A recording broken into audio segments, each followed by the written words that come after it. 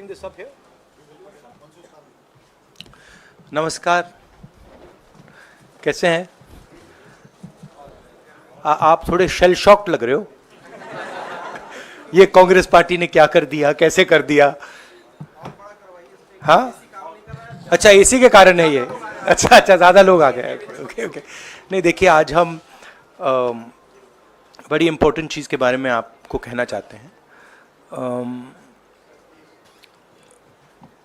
पहली बार हमने नोट किया कि चुनाव के समय प्रधानमंत्री ने, होम मिनिस्टर ने और फाइनेंस मिनिस्टर ने स्टॉक मार्केट पर टिप्पणी दी।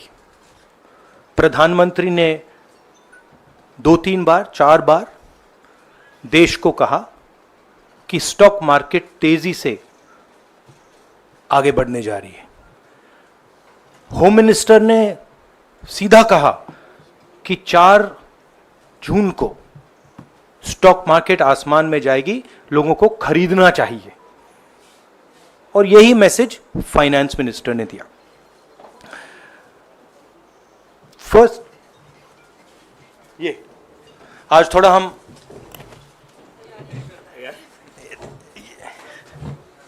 तो ये क्रोनोलॉजी है। अमित शाह कहते हैं by shares before 4 June.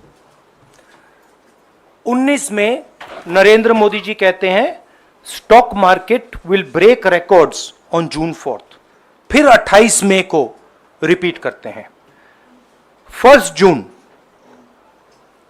Media झूठे एग्जिट पोल रिलीज करती है। बीजेपी का ऑफिशियल जो इंटरनल सर्वे था वो उनको 220 सीट दे रहा था। तो ये इंफॉर्मेशन बीजेपी के लीडर्स के पास था। इंटेलिजेंस एजेंसीज ने 200 और 220 के बीच में सरकार को बताया था कि उनकी सीट्स आ रही हैं। 3 जून को स्टॉक मार्केट सारे रिकॉर्ड तोड़ देता है और 4 जून को खटाक से स्टॉक मार्केट अंडरग्राउंड चला जाता है। अगला स्लाइड दिखाइए जरा। ये देखिए, 31 मई massive stock activity, more than double what was there on 30th, more than double what was there on 29, 28। ये अनोमली देखिए। ये कौन लोग हैं? ये वो लोग हैं जो जानते हैं कि कोई ना कोई घपला हो रहा है।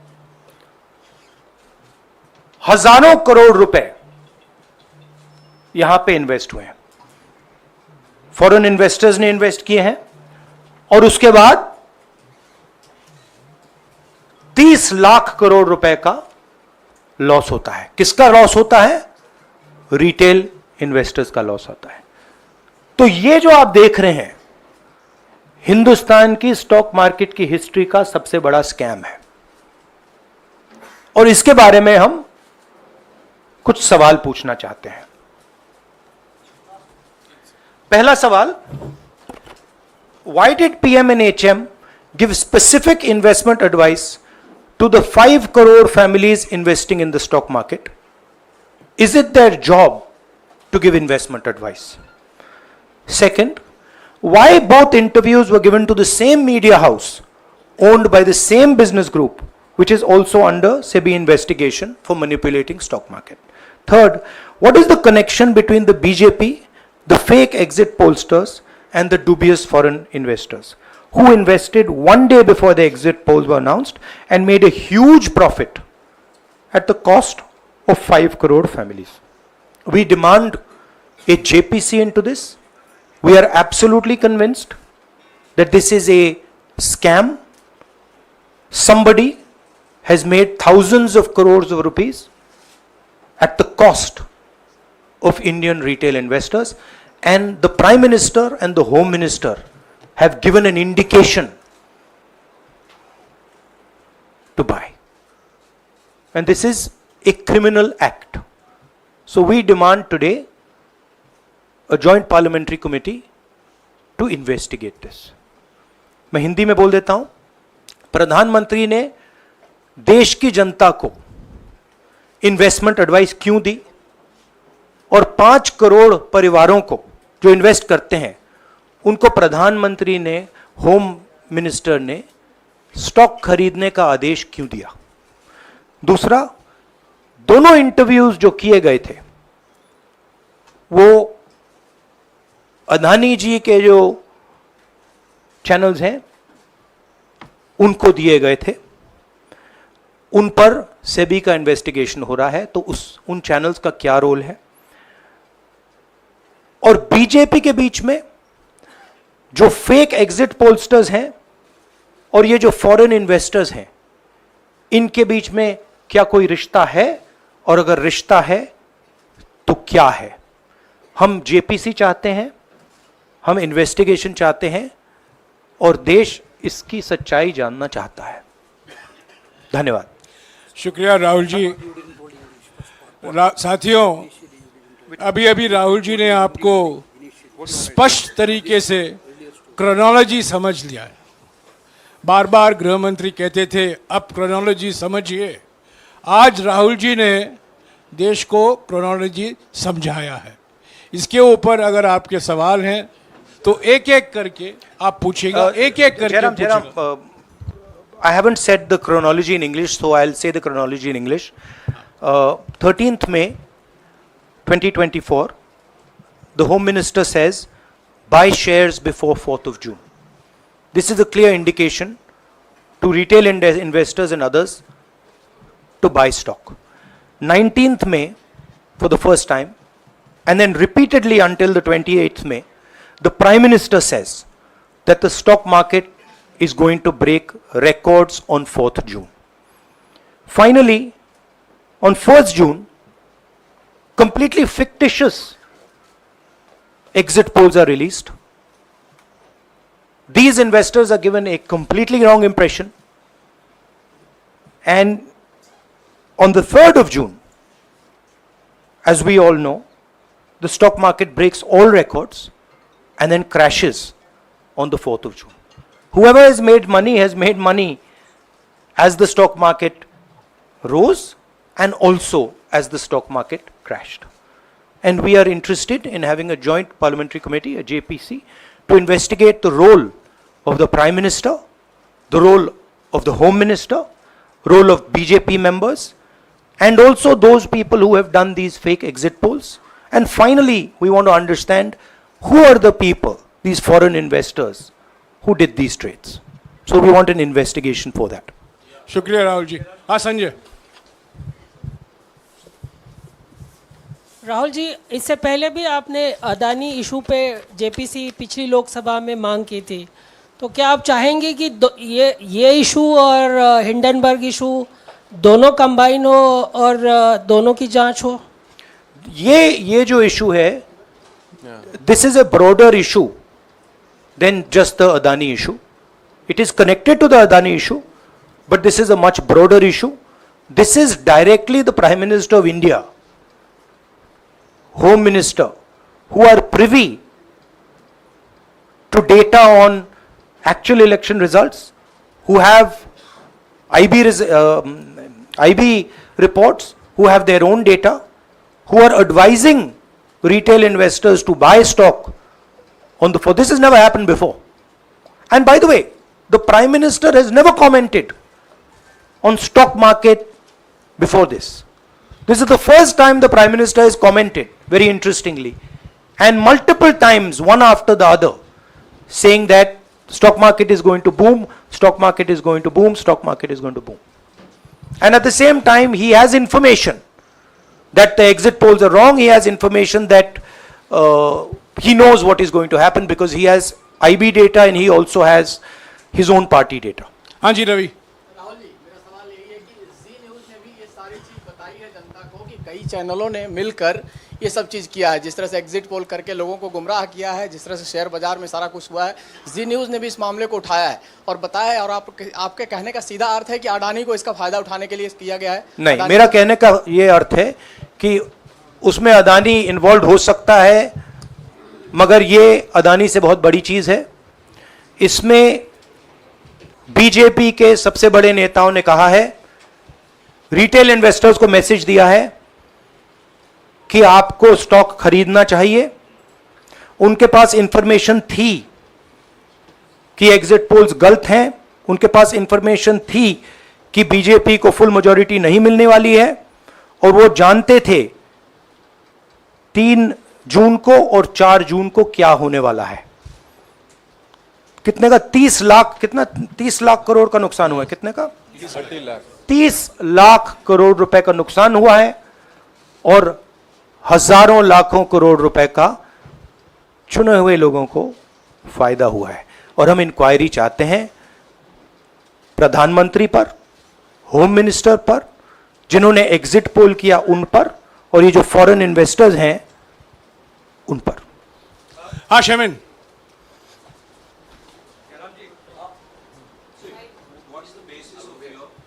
बहुत दूर है। 30 lakh crore loss of asset. How did you arrive at that figure?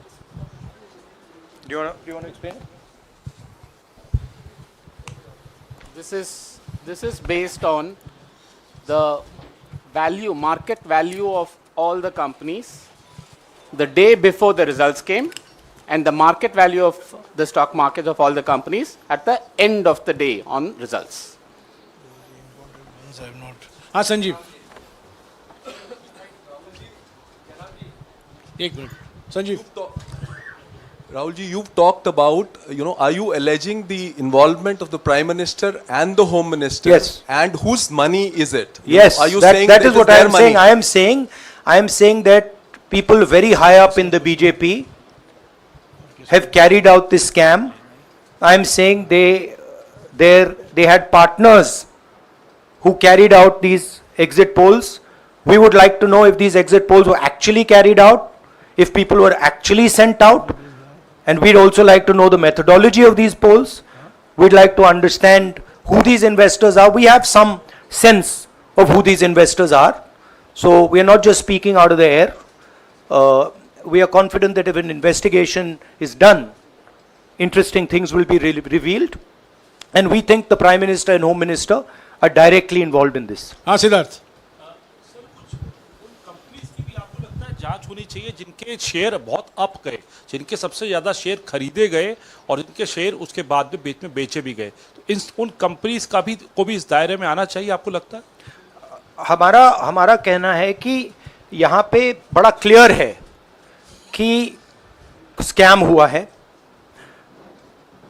प्रधानमंत्री ने डायरेक्टली कहा है, होम मिनिस्टर ने डायरेक्टली कहा है, इंडिकेट किया है जनता को कि स्टॉक मार्केट ऊपर जाएगी। होम मिनिस्टर ने तो साफ कह दिया कि खरीदना चाहिए, और जब प्राइम मिनिस्टर और होम मिनिस्टर और फाइनेंस मिनिस्टर ऐसी बात करते हैं तो उसका रिएक्शन आता है, लोग उसको बिलीव करते हैं। तो बिल्कुल क्लियर है कि इन 3 लोगों ने कहा है। यह भी क्लियर है कि इनको मालूम था कि रिजल्ट 400 का नहीं है, 300 का भी नहीं है। तो यह हम पता लगाना चाहते हैं, उसमें आप जो कह रहे हो वो भी शामिल है।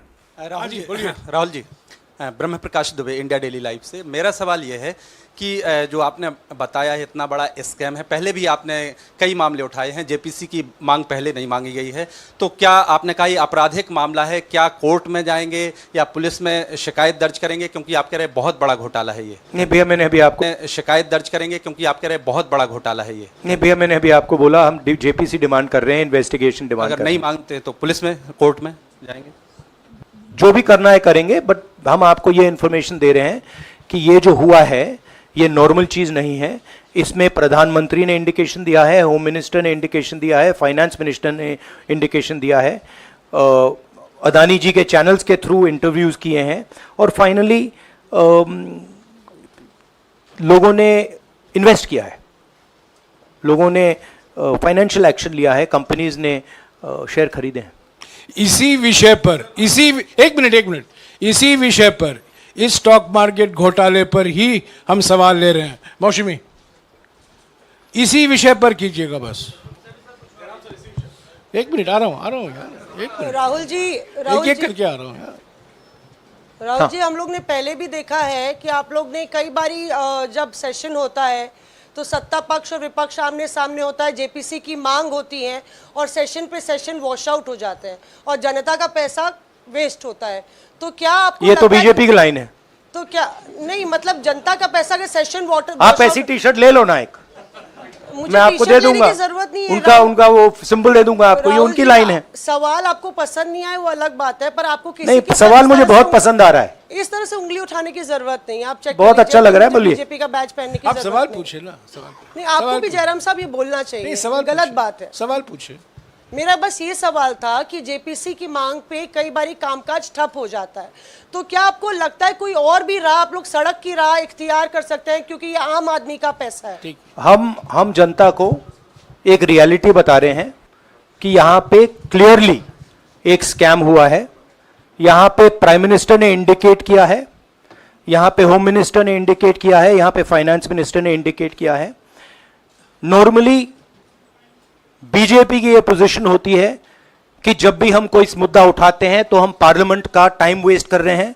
वही पोजीशन आपने अपनाई है, इसलिए मैंने आपसे कहा कि देखिए आप बीजेपी की पोजीशन ले रही हैं। रियलिटी एक सेकंड, रियलिटी ये है कि हम जेपीसी करवाएंगे। अब ऑपोजिशन में बहुत ज्यादा ताकत है, बहुत ज्यादा स्ट्रेंथ है और पूरा जो पार्लियामेंट का की सिचुएशन है वो बदल गई है। हाँ जैनेंद्र, राहुल जी, जेपीसी की मांग जो आपने की है वो तो पार्लियामेंट सेशन में होगी, लेकिन ये जो आम निवेशक हैं देश भर के जिनका 30 लाख करोड़ डूबा है, उनमें कर्नाटक के, तेलंगाना के, हिमाचल के भी लोग होंगे।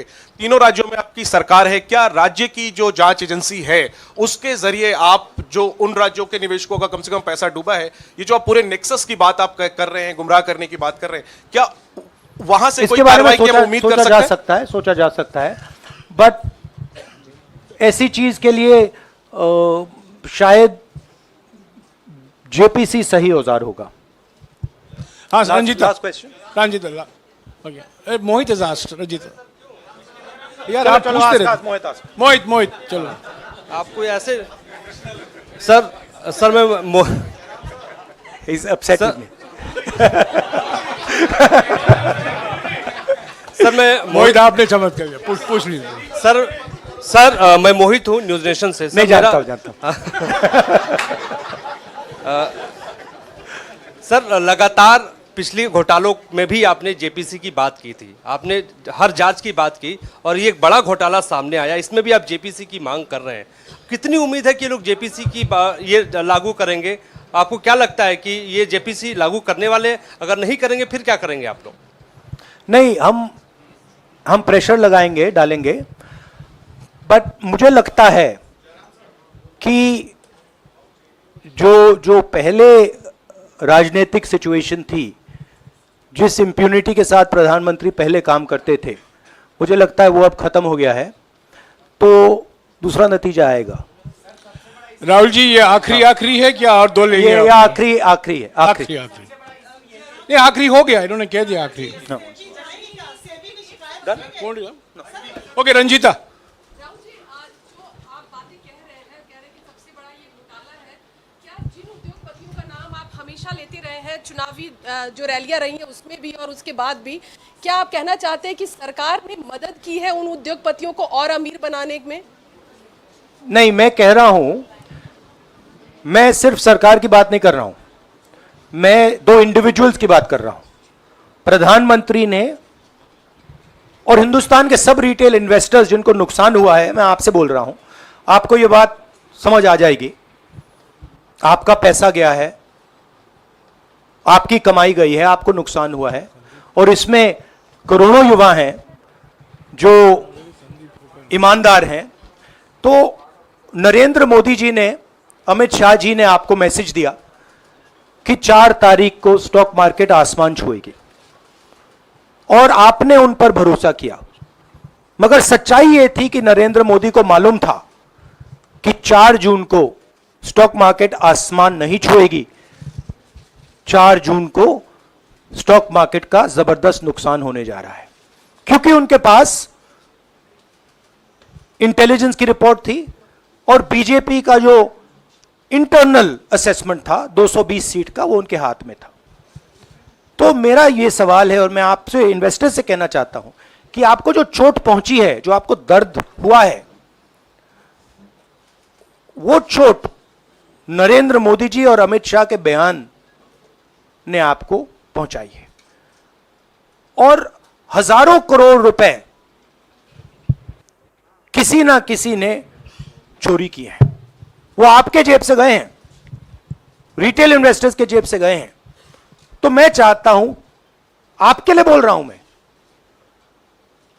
आपके लिए बोल रहा हूं कि इन्वेस्टिगेशन होना चाहिए, पता लगाना चाहिए कि प्रधानमंत्री जी ने, होम मिनिस्टर ने आपको यह गलत इंफॉर्मेशन क्यों दी, और ये कौन लोग हैं, इन्वेस्टर्स जो हैं, फॉरेन इन्वेस्टर्स हैं, जिन्होंने इस दिन फायदा उठाया। ये देखिए ग्राफ है, ये रेड चार्ट जो है, इसको देख लीजिए।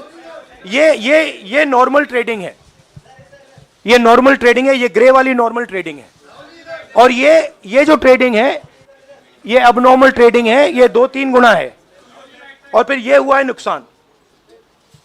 तो ये नरेंद्र मोदी जी और अमित शाह से मैं पूछ रहा हूं कि आप में इसमें आपका क्या रोल था, और रिटेल इन्वेस्टर्स के लिए पूछ रहा हूं, आपकी मदद के लिए, आपकी मदद करने के लिए पूछ रहा हूं, और इन्वेस्टिगेशन होगा तो आपके लिए होगा। धन्यवाद, शुक्रिया। Thank you.